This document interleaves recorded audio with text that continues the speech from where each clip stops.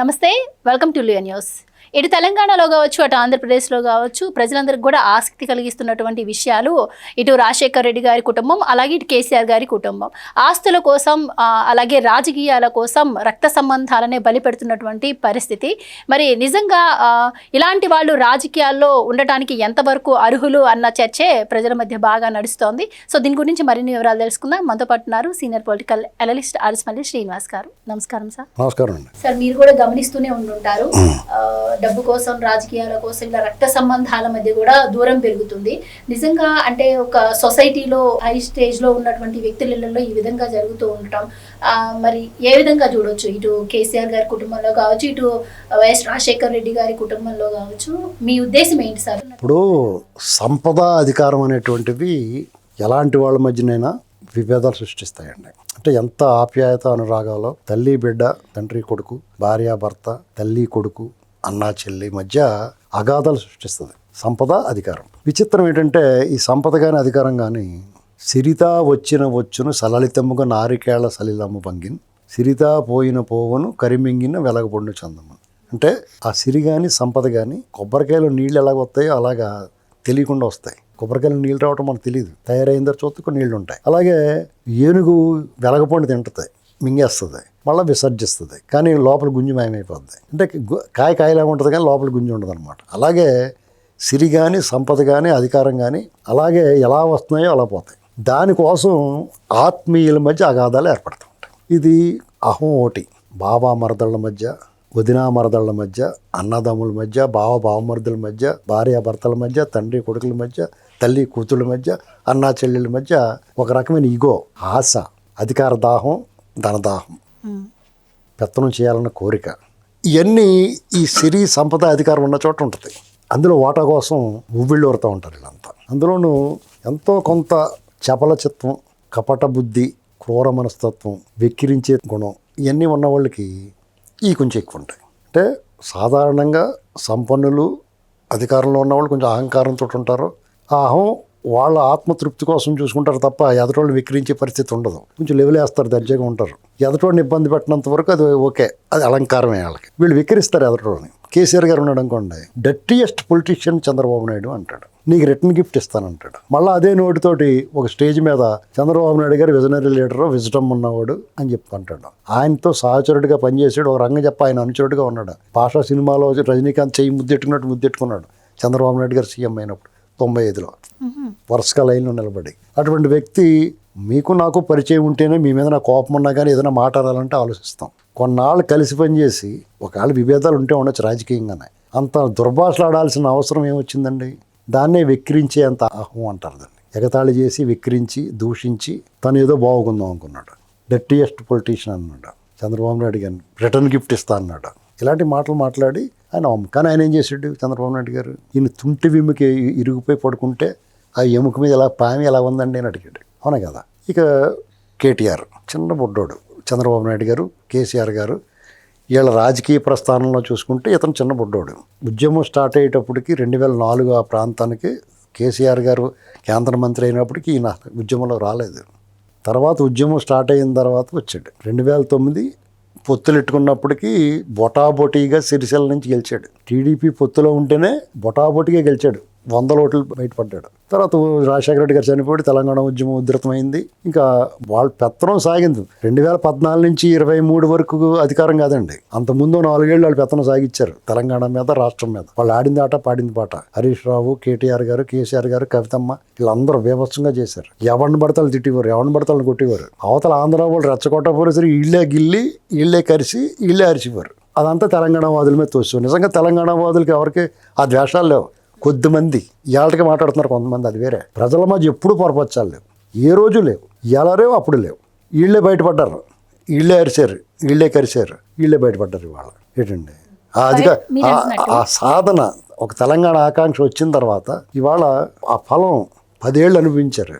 ఇంకా అనుభవించాలన్న ఆత్రంలో వాటాల దగ్గర దారడం వచ్చింది. నేరాలు ఎంత బంగారంలో చేసుకోవాలండి, వాళ్ళు సంపాదించుకున్నదంతా సంపాదించుకుంటారు. కావాల్సిన హోదా వచ్చింది, పెత్తనం వచ్చింది, పైచేయి సాధించారు, ఎవరినన్నా శాసించగల పరిస్థితిలోకి వచ్చారు. ఆ పరిస్థితి అహం పెరిగిపోయి చంద్రబాబు నాయుడు గారు అరెస్ట్ అయితే నవ్వు వచ్చింది అన్నాడు కేటీఆర్.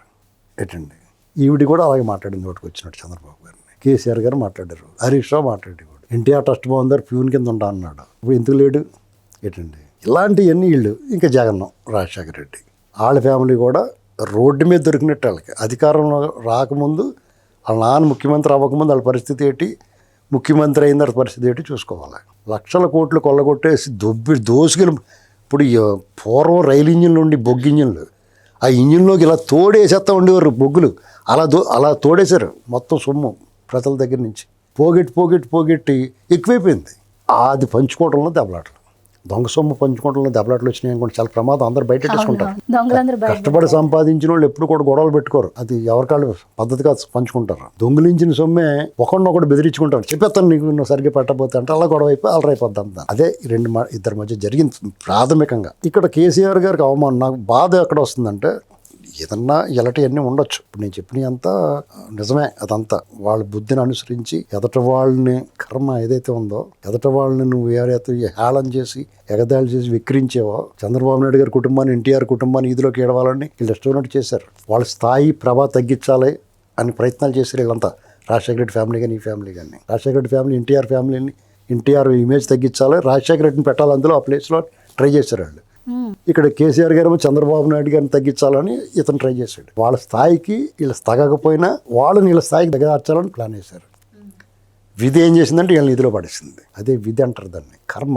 వాళ్ళ జగన్మోహన్ రెడ్డిని దూదేకినట్టు ఎగత ఇద్దరు చెల్లెళ్ళు, వాళ్ళ చిన్నాన్న కూతురు చిన్నాన్న చంపిన పాపానికి ఆవిడ వదిలిపెట్టక ఒక 7 పేట్స్ ఊరుకోకుండా గల్లీ నుంచి ఢిల్లీ దాకా ఊరేగిచ్చేస్తుంది. కానీ మీరు ఎలా చెప్తుంటే జగన్మోహన్ రెడ్డి గారేమో గరుగరికి కహాని ఎవరిళ్లలో లేకుండా ఉన్నాయి ఈ తగాదాలు గొడవలు అని చెప్పి ఆయన. ఎవరిళ్ళలో ఇలాంటివి ఉండవు. సాధారణ మధ్యతరగతి వాళ్ళు ఎవరో కూడా ఇలాగ డబ్బుల కోసం ప్రేమల్ని అప్యాతల్ని చంపుకోరు. నేను ఖచ్చితంగా చెప్తాను. నేను దిగువ ఎగువ మధ్యతరగతుల వాళ్ళు ఎప్పుడు కూడా విలువలు పాటిస్తారో, సంప్రదాయాలను పాటిస్తారో, అనుసరిస్తారో. ప్రేమల ఆప్యాయతలను అన్న, చెల్లి, తల్లి, తండ్రి అన్నీ వాళ్ళ మధ్య ఉంటాయి. ఇలాంటి ఎవరి దగ్గర ఉండమంటే ఇలాగ అడ్డగోలుగా నడమంత్రపు సిరి, నరం మీద కురుపులేటిది, అది సలిపెత్తా ఉంటుంది. మామూలు చోట కురిపేస్తే నీకు బాధ కంటే ఒక నరం మీద కురిపేసింది అనుకో నువ్వు తట్టుకోలేవు. నడమంత్రం సిరి అంటే నియో రిచ్, వీళ్ళంతా కొత్త భాగ్యవంతులు. వీళ్ళకి ఆ సంపద సిరి వాళ్ళు కుదురుగా కూర్చొని నరం మీద కురిపి సలిపినట్టు సలిపేస్తూ ఉంటుంది. ఆసనంలో పుండు ఉన్నట్టు అన్నమాట, కూర్చోలేరు, నిలబడలేరు. ఆ రకమైన పరిస్థితుల్లో అక్కడ ఆ పంపకాల్లో తేడా వచ్చేస్తుంది. అందులో మళ్ళీ దొంగల్లో కూడా అన్యాయం జరుగుద్ది కదా, కొంతమంది ఆ ముఠాల వాళ్ళకి అన్యాయం జరుగుతుంది, జరగడం వల్ల బయటపడతాయి కదా. షర్మిలాగా అన్యాయం జరిగింది. వాళ్ళ బాబుని అడ్డం పెట్టుకు సంపాదించిందే కదా అంతా. మరి ఆడపిల్లకి ఆస్తిలో సమభాగం ఇవ్వాలి కదా. ఇంటర్ ఎవరో గారు చట్టం చేశారు కదా, చట్ట ప్రకారం కూడా ఇవ్వలేదు. అధికారంలోనే ఇవ్వాలి వాటా, సంపదలోనే వాటా ఇవ్వలేదు. అతను వాడు దొబ్బాడు అంతే. ఇక్కడ ఈవిడికి అన్యాయం ఏం చేయలేదు. ఇక్కడ కవిత గారు వాళ్ళ నాన్నగారికి అన్యాయం చేసింది. ఆవిడ బంగారంలో చూసుకున్నారు. ఆవిడకి ఏం కాలితే అది ఇచ్చారు, ఎమ్మెల్సీ ఇచ్చారు, ఎంపీ చేశారు. ఒక జాగృతిలాంటి సంస్థ పెట్టిన కార్మిక సంఘాలకి సింగరేణికి అధ్యక్షులను చేశారు. బోళంత డబ్బు. ఇక్కడ వాళ్ళ నాన్నగారు పరుగు కాపాడాలి కదా.